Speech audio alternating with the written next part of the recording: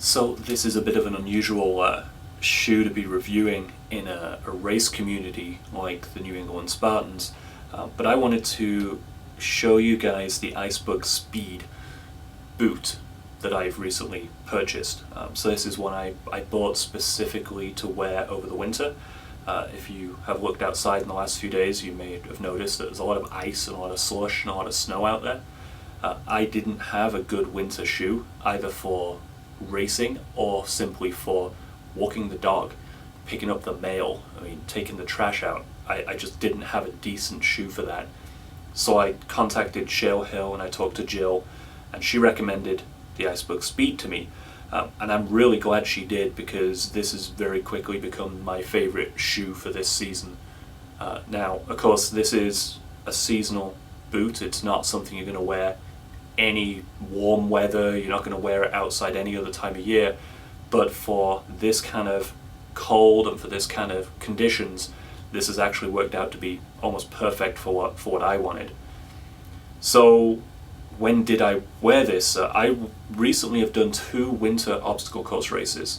We did Blizzard Blast in January, and we did the Polar Bear Challenge at Shale Hill February 1st, and I wore this boot for both of those.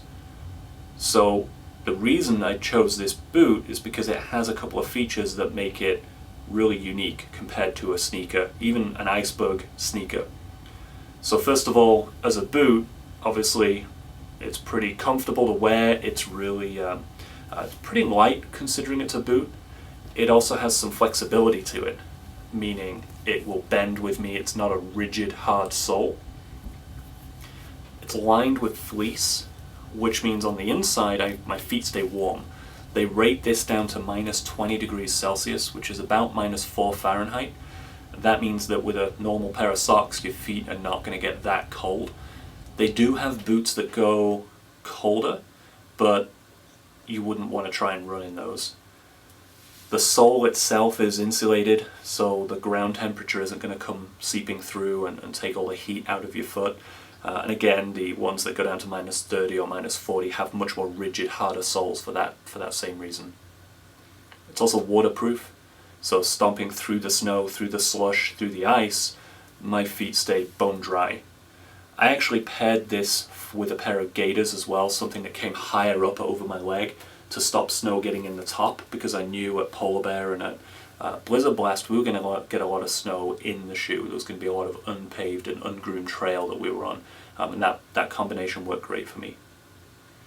So the reason I really like these, like a lot of the Icebugs out there, not all of them, but like a lot of the Icebugs, is they have carbide tips in the sole.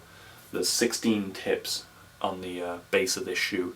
As you can see, the tread itself is pretty aggressive. It's not as aggressive as a trail or an OCR sneaker would be, but these tips add a lot of grip on the ice and the slush and in the mud.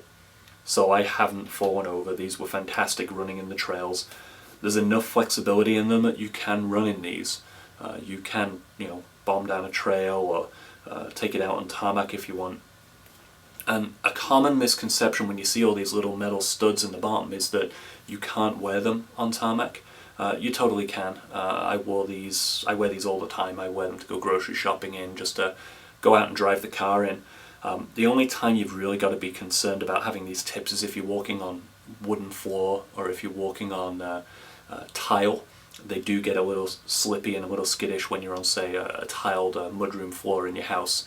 Or if you're on your dining room laminated floor or something like that. So you do need to be a little careful, but other than an increase in noise, it sounds like you're crunching through gravel, these tips are pretty well behaved.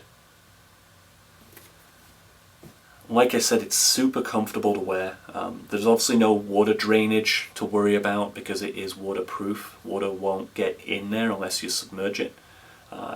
The ankle up here didn't cause me any problems. They lace up nice and tight. They have one open set of lacing at the top here, so you can just hook them through, and that's nice and snug. The tongue is sealed all the way up to the top and fleece lined all the way up to the top, so it's going to stay warm, and you get just as much warmth on the tongue as you did in the upper or in the back. So it's a very well behaved sneaker, it's a very well behaved boot. You can wear it to obstacle course racing. I've worn it to 2. But the primary purpose for me for something like this is going to be walking the dog. It's going to be getting the mail. It's going to be that boot that I just slip on to go out in when it's this kind of weather. And it will go right into storage over the summer and come back out next year, and I'll probably wear it again for the OCRs next season. It's a very fairly rigid, not as rigid as a regular boot, but it doesn't rotate sideways. So when you are on obstacles and you're climbing the traverse walls, like the one at Blizzard Blast, you've got a lot of stability. You're going to stand on those little blocks and you don't slip off. And especially with the tips. I mean, these carbide tips just dig right in. So that's the Icebug Speed. It's become my favorite boot.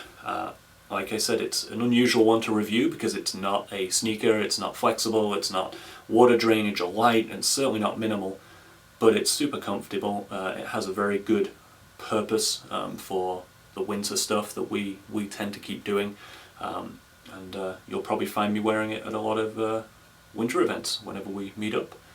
That's the Icebug Speed.